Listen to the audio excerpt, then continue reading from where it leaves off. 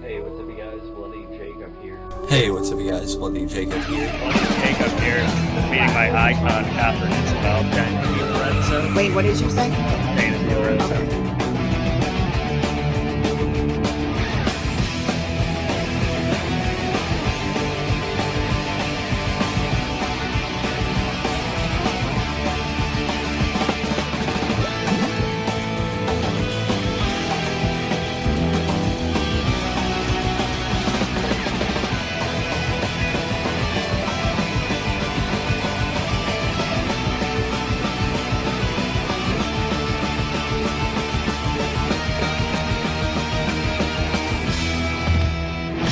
Have a good one. Mwah. You guys better subscribe and watch my friend on his YouTube channel. He is kicking ass.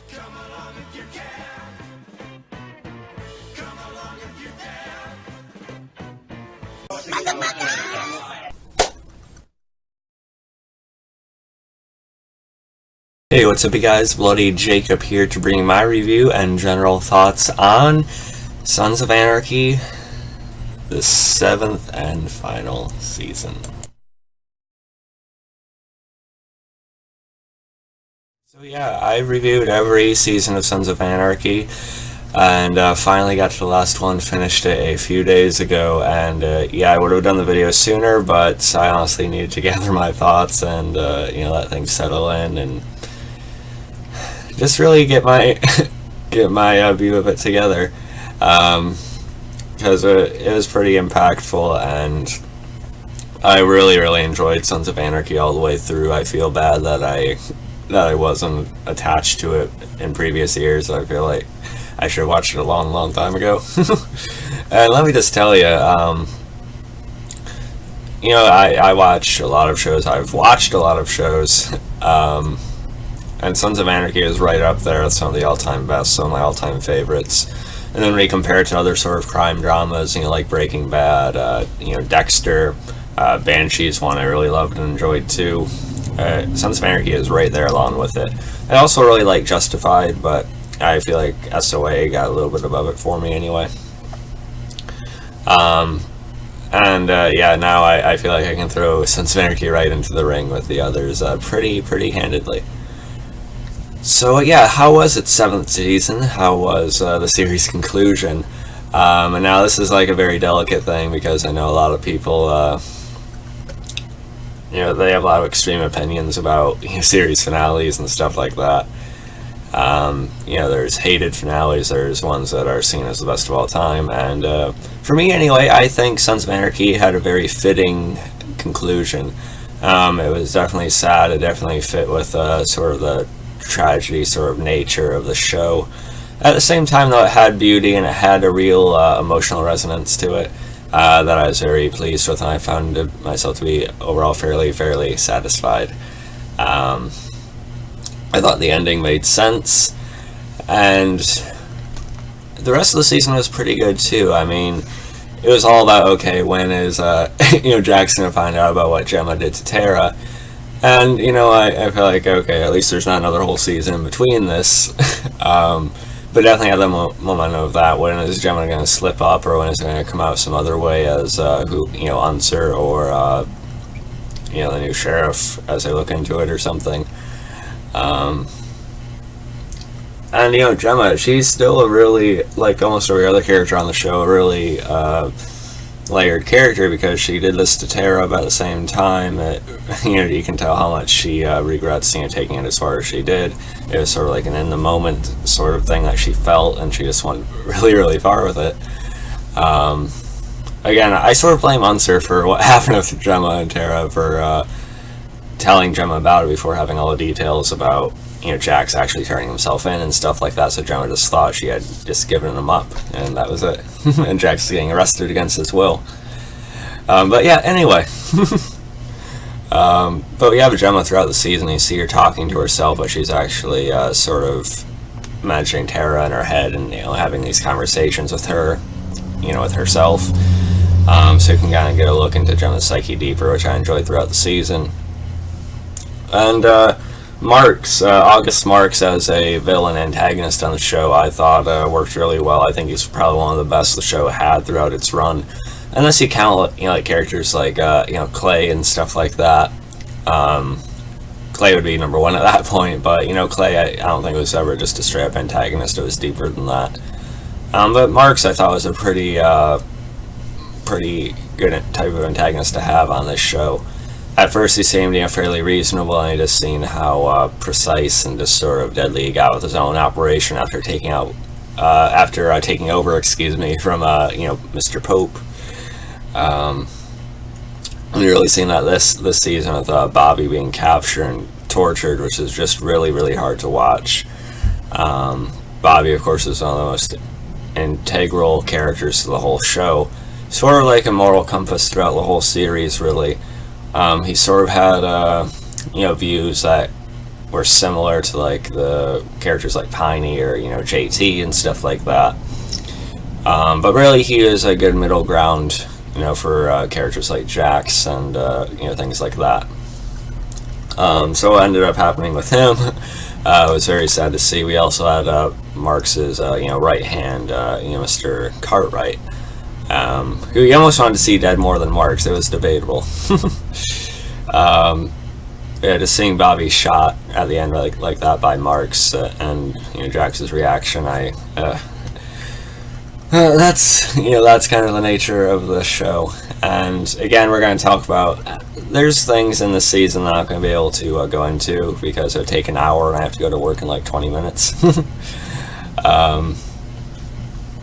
I also enjoyed, again, Nero's role this season as well. I'm sort of trying to find himself more and more, and really it was very unfortunate because a lot of this is Gemma's fault, because what she did to Tara, her and Juice come up with a plan to point it to the Chinese, and what happened because of Jackson, the rest of the club thinking it was the Chinese, it pretty much knocked down all these other dominoes that caused all these series of events, really. Jax to sort of just regress further into everything he didn't want to be when he wanted to make this club better. Arguably almost worse, or probably worse than Clay at this point. And then there's the whole thing with whoever gave information to them that they had thought it was a jury, and what that led to with some of the other charters wanting Jax to meet Mr. Mayhem and stuff like that. That all lined up in a very bad but really, really gripping way. And again, with the Marks thing, I enjoyed how it played out. I enjoyed the whole montage sort of in the last episode or so. And I also really liked Wendy this season as well. I thought the actress did a really, really nice job playing her, and I really like how far she's come throughout the series. I appreciate that she was never killed off, because she got herself cleaned up. She had some misstep or so along the way, but she really kept herself up, with her motivation of wanting to be there for Abel at some point. And you almost get this look, her and Jax sort of rekindle, within the final episode or two. But for Jax, you can tell it's not quite as meaningful as it might be from her perspective. But really, at the same time, you can kind of see, again, the tragedy in it all, that maybe if Jax didn't feel like he was, too far gone, right, into what he's become, that maybe there was something waiting for him on the other side of all this, with Wendy and Abel and Thomas and stuff like that. But Jax just really kind of let himself be a part of that anymore. Part of that, sort of happy life. He doesn't feel like he deserves it. He doesn't feel like, he could keep it going because of the kind of person he's become. Which is really sad to see, because at the beginning of the show, you see that he wants to, make this better. He wants to find out what was, ruining, this family, right? But then again, he becomes a product of everything he was trying to go against, because of what he's been through, both of his own doing and of not his own doing. So it's just a really, really full circle journey, and one that I know a lot of people weren't completely happy with how it ended, just because, my favorite character died, so that means it was bad. I've seen people react like that to Dexter and other things, of that nature. Just when characters die, they automatically think it's a bad ending. No, you gotta look into the meaning of it. You gotta look into those little details of the characterization all these years. And yeah, it might be a sad ending, it might be sort of a bittersweet ending, but really it all kind of lines up if you really see how true it is to the story and characters. And yeah, like I keep saying, I thought it was a very emotionally resonant and satisfying conclusion. Jack sort of accepting his fate after what happened with Jury and being wrong about that and everything. Meeting Mr. Mayhem, and again, I also really liked how close Jax and Chibs got this season as well.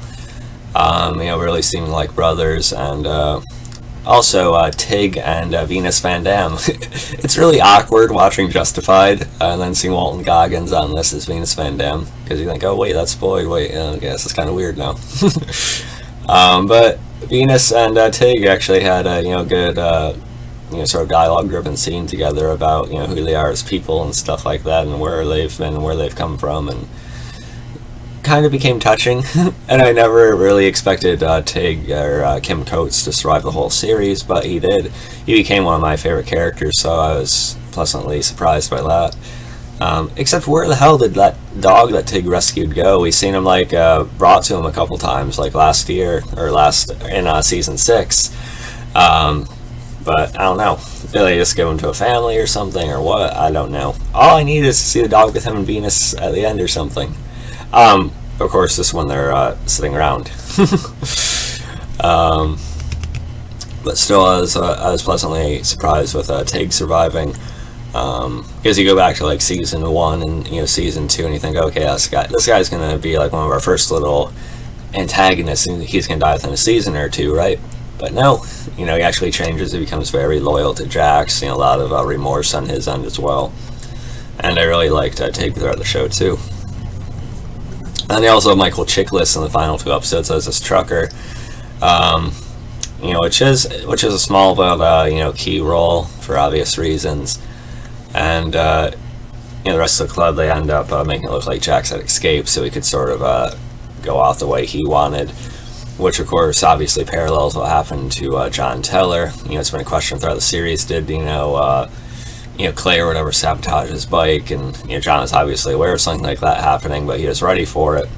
And then it's kind of clear more and more that he may have actually did what Jax did, because the weight of it all just sort of crushed him.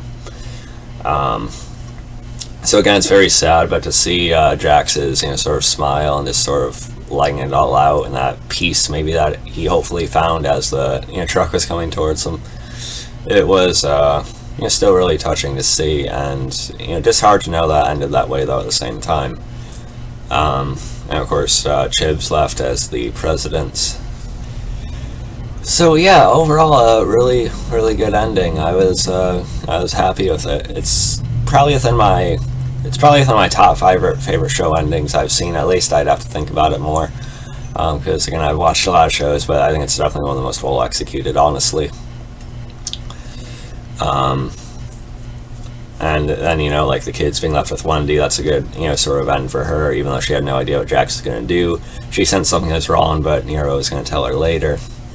But at least she got the kids in the end, though that's something. Although again, I'm sure she had hoped that her and Jax were actually working things out again. But again, that's a future that maybe Jax won't let himself have anymore, and he's just still sort of just ruined by what happened to Tara. Just seeing him go to her and Ope's grave as well, really made me feel. And what he had to do to Gemma, I thought made sense, and her sort of going to her father's and looking through all of her old things, but ultimately accepting what had to be done, I thought was a fine point for the character as well. Katie Seagal, she did really well. Seagal, excuse me.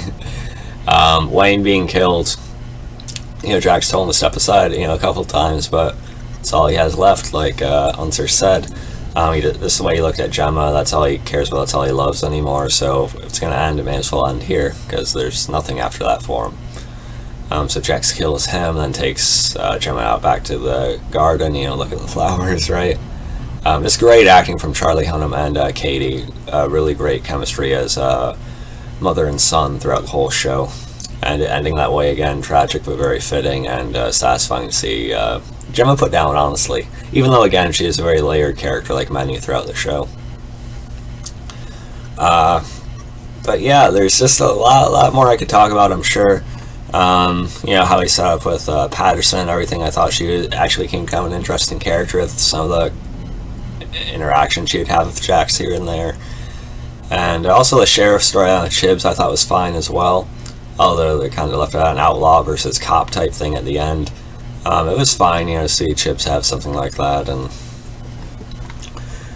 then I also have that girl who had you know, broken, you know, the window and everything, and she became sort of a maybe an old lady to be, who knows. But yeah, overall, I think it was a pretty good final season and a great final episode or two. It really got me.